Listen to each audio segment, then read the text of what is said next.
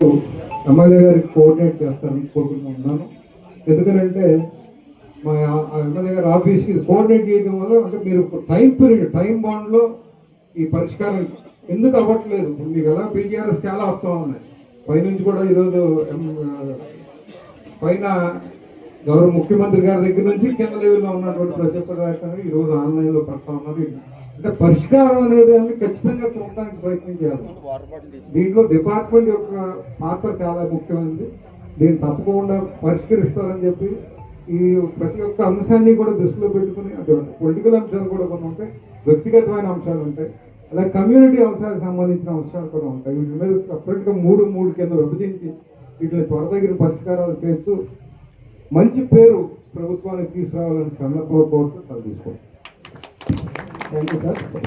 రాష్ట్ర ట్రైకార్ చైర్మన్ శ్రీ బొరగం శ్రీనివాస్ గారు మాట్లాడవలసిందిగా కోరుతున్నాను. అందరికీ నమస్కారం అండి. ముఖ్యంగా ఈ ఫిర్యాదుల విభాగం స్టార్ట్ చేసింది మన కూటమి ప్రభుత్వం. ఈ కూటమి ప్రభుత్వం ఏర్పాటు చేసినటువంటి యూనివర్సల్కి ఇచ్చేసిన మీ అందరికీ నా హృదయపూర్వక నమస్కారాలు.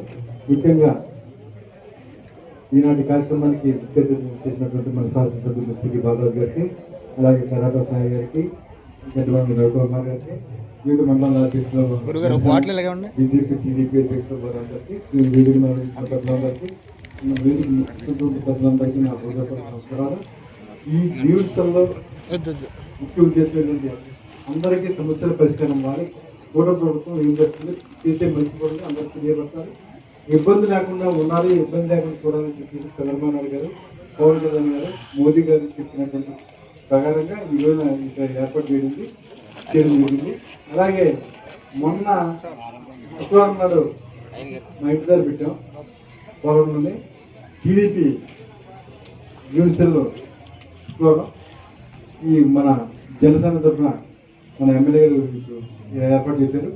ఏర్పాటు చేసింది మంగళవారం నాడు. ప్రతి మంగళవారం ప్రతి ఉంటుందని మీ అందరికీ గమనిక. ఇదంతా గుర్తుంచుకోండి. అందరికీ ఇళ్ల స్థలాలు ఇస్తారు, ఇంకా ఈ ఇంటి నిర్మాణం చేసుకోవడానికి డోర్లు ఇస్తారు.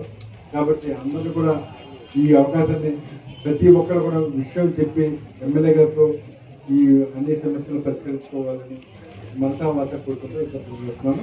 మరొక విషయం ఏంటంటే ఇక్కడ అన్నగారు చంద్రబాబు నాయుడు గారి ఏర్పాటు చేసినటువంటి